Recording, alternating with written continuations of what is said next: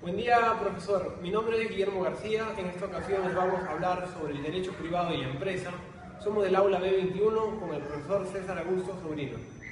Los objetivos de este trabajo son los siguientes: dar a entender cómo una empresa en la actualidad se afronta a retos muy nuevos que hacen que la empresa tome soluciones con el transcurso del tiempo, tanto a largo como también a corto plazo. Además, tratar de enfocar una parte importante que es el derecho, que sirve como estrategia que la empresa realiza para tomar decisiones y ponerlas en práctica, para que dichos retos lo superen y puedan llegar a ser mejores en el mercado. Se dará a explicar las diferentes habilidades, valores, entre otras. Una organización debe tener actualmente una mejor gestión empresarial y así, gracias al derecho, tenga resultados favorables, como también mejore la estabilidad en el mercado. Se ha visto muchos avances por ello. Crear hoy en día una empresa lleva consigo mucha responsabilidad debido al mundo competitivo en el que actualmente existe cada país. En el mundo de las empresas sobrevive el más fuerte y el que sepa aplicar y respetar las leyes. Mi nombre es Yuri Loaiza y yo les voy a hablar sobre el derecho privado. El derecho privado es la rama del derecho que se ocupa de las relaciones jurídicas entre particulares. La distinción entre derecho privado y público constituye uno de los fundamentos principales de la sistematización del derecho. Si ninguno de los sujetos de la relación que contemplamos es el Estado, estamos ante una relación de derecho privado. ¿Qué es el derecho privado? El derecho privado no excluye la intervención del Estado en la regulación de los derechos, ni deberes que existen entre ciudadanos, y se niega el papel del juez, que es, en último caso, siempre se atribuye al Estado. Ramas del derecho privado. Estas ramas son 7. Comenzaremos por el derecho civil. Es el fundamento de todo derecho privado. Se le llama derecho común, pues regula todas las actividades ordinarias y corrientes del ser humano a lo largo de toda su existencia. Abarca mucho como la conducta social de cualquier ser humano, sea o no sea ciudadano, sea extranjero, niño o mayor de edad. Derecho comercial regula la actividad comercial e industrial. El derecho laboral regula todo lo tendiente al trabajo prestado en condiciones de dependencia y subordinación. Comprende dos partes: el derecho individual del trabajo y el derecho colectivo del trabajo. Derecho agrario regula la actividad agrícola y ganadera. Derecho de la navegación reglamenta lo atinente al transporte por agua y aire, tanto de personas como de cosas.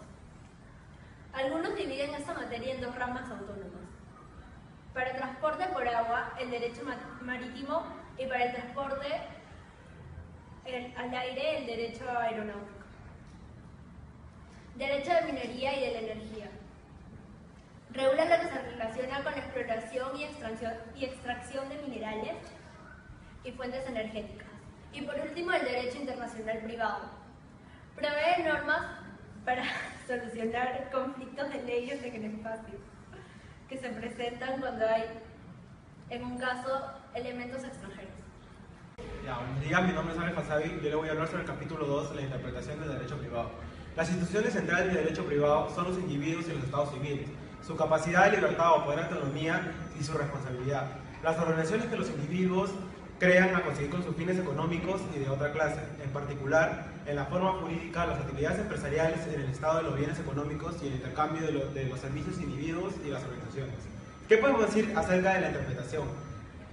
Dicho de esta manera, es la actividad que afirma de una manera habitual y ordinariamente las leyes que contienen precisamente de una manera general, lo cual determinan de una manera en sus ámbitos cuál es la diferencia que existe en distintas situaciones imaginables, averiguar el sentido de la palabra y los elementos lingüísticos del texto normativo. Habitualmente y ordinariamente las leyes contienen proposiciones abstractas y generales, de los cuales determinan las situaciones imaginables en el mundo real.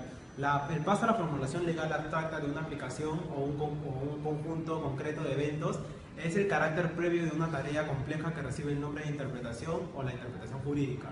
Dicho de otra manera, la actividad interpretativa se va a dirigir de un pequeño sentido y significado de la misma manera del texto. Comúnmente, la orientación de la interpretación se dirige a la aplicación de la regla del derecho, contenida en el texto normativo a una circunstancia diferida o también con la finalidad no aplicativa de la regla jurídica en caso de no comprender o explicar el sentido del texto normativo. Ahora pasemos a hablar sobre las doctrinas de la aplicación y las normas de derecho. En este caso tenemos la buena fe y la prohibición del abuso del derecho. ¿Qué podemos decir de eso? El principio de la buena fe, con otras funciones, pretende que el desenvolvimiento de las relaciones de las empresas jurídicas, sea el ejercicio y el cumplimiento de las obligaciones, se produzcan conforme a una serie de principios o conductas que socialmente o mayoritariamente se consideran necesarios. Por otra parte, el fraude de la ley. ¿Qué podemos decir acerca del fraude de la ley? Se realiza un determinado acto o actos con el propósito de conseguir un resultado de otra norma, buscando la cobertura y un amparo de la regla del acto protegiendo el resultado de esta misma norma, en el que el concreto satisface el interés de ambas partes por ser coincidente en la última instancia con el vedado. Por otra parte, existen dos tipos de normas. Las normas de actos jurídicos tienen dos partes, las normas imperativas y las dispositivas. Las imperativas. ¿Qué quiere decir las normas imperativas? Quiere decir igualmente que es una norma que comúnmente, con mucha frecuencia, no aclara el hecho. La falta de expresión de su carácter dispositivo en su dispositivo implica que no sea dispositiva. Estas normas son típicas del derecho privado. Si bien en él también hay no se encuentran dentro de ellas unas normas imperativas. Actos contrarios a la ley. ¿Qué podemos decir de esto? Esto quiere decir la renuncia posterior al momento en el cual se han generado los derechos. A los derechos reconocidos por la ley se resulta aplicable aunque no está sujeta a las restricciones. Tampoco es plenamente libre en todo caso. Hay algunos derechos singularmente irrenunciables. Con el caso de la exclusión en la ley, podemos decir que la tarea interpretativa es también fundamental para decir otro tipo de cuestiones esenciales de la nulidad total que en esta afecta. Y la nulidad de este acto que yo lo menciono es propagarse o extenderse a otros actos conectados o relacionados. ¿Cuál es la posición del derecho subjetivo del derecho privado? Continuando con la exposición, el que les habla es Hugo Evangelista. Hablaremos sobre lo que es el derecho privado y su gestión en las empresas.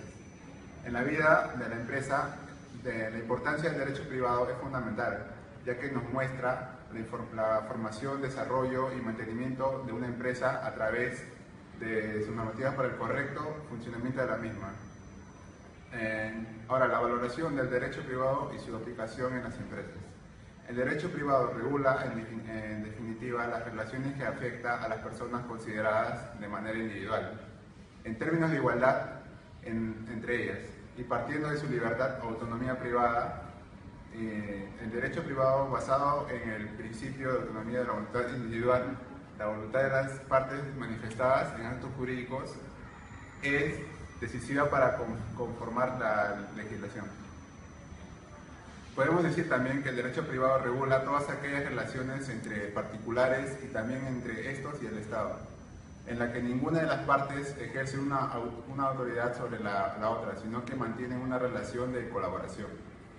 La relación entre el empresario y el trabajador, o entre el computador y vendedor, son ejemplos de relaciones de colaboración reguladas, por tanto, por las normas de derecho privado.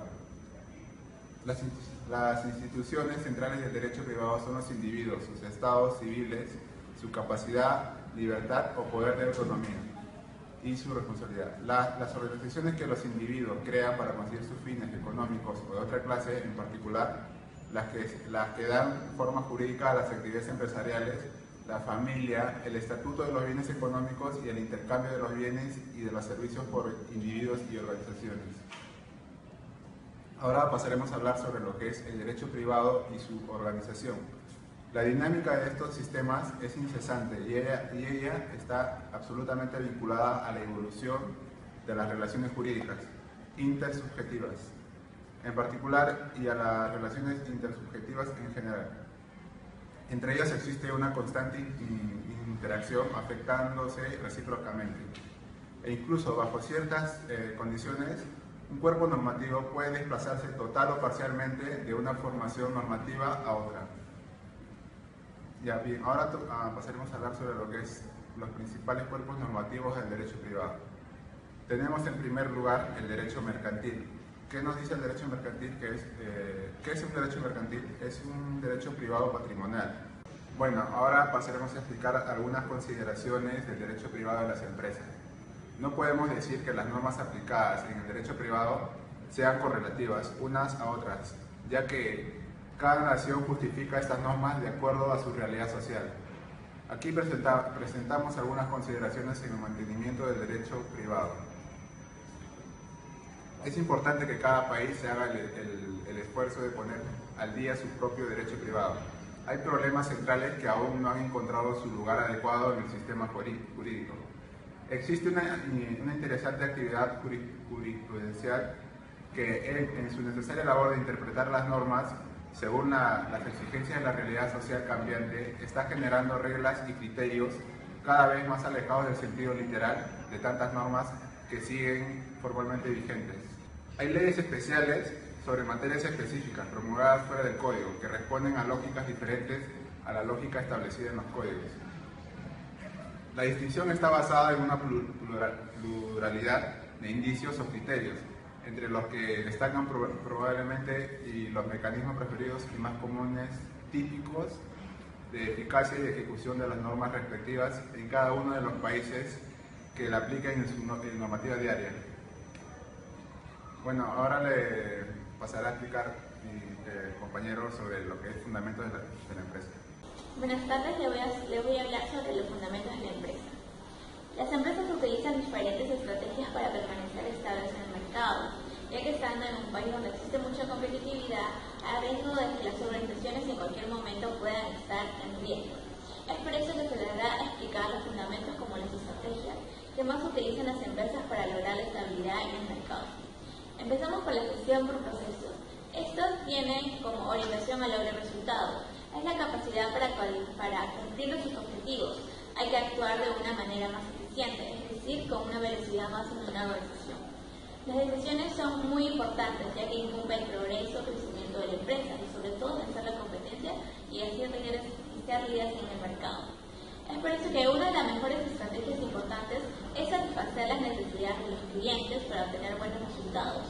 Es necesario también tener el personal adecuado para cumplir las metas propuestas por la empresa. Esto quiere decir que las personas tienen que tener diferentes características como liderazgo, impacto personal, entre otras. Seguimos con la coherencia de los resultados y control de la variabilidad. Para mejorar la estabilidad de la empresa, los resultados deben ser coherentes y claros. Hay que actuar de forma consistente de acuerdo a nuestros objetivos que se han alcanzado. Siempre hay que tener un control con los cambios, modificaciones que puedan ocurrir en las empresas para tratar de vencer a la competencia. Siguiente es gestión hacia objetivos y estrategias. Sirve para guiar a la gestión empresarial hacia los objetivos de la organización, plantea, controla y mejora los objetivos y estrategias que se proponen en una organización. A continuación le daremos las conclusiones de este trabajo. 1. El derecho no excluye ningún sujeto de su ámbito de aplicación de forma a priorística. Por otra, el derecho civil es general en el sentido de básico o fundamental, pues se ocupa de los aspectos más fundamentales de las instituciones jurídicas, de derecho privado, cuestiones básicas de los contratos, de la propiedad, de los efectos jurídicos, de las actuaciones privadas. Punto número 2. Sin duda alguna, la función del derecho privado en la gestión de empresas es una suma importante, ya que mediante ellas se fijan las reglas de conductas de los colaboradores en estas organizaciones. Si asimismo en la vida de las empresas la importancia del derecho privado recae directamente sobre el derecho mercantil, debido a que muestra la información, desarrollo y mantenimiento de la empresa a través de normativas para el correcto funcionamiento de la misma. Punto número 3. El derecho, por una parte, tiene por objetivo las relaciones jurídicas que afectan a las personas como tales y en su consideración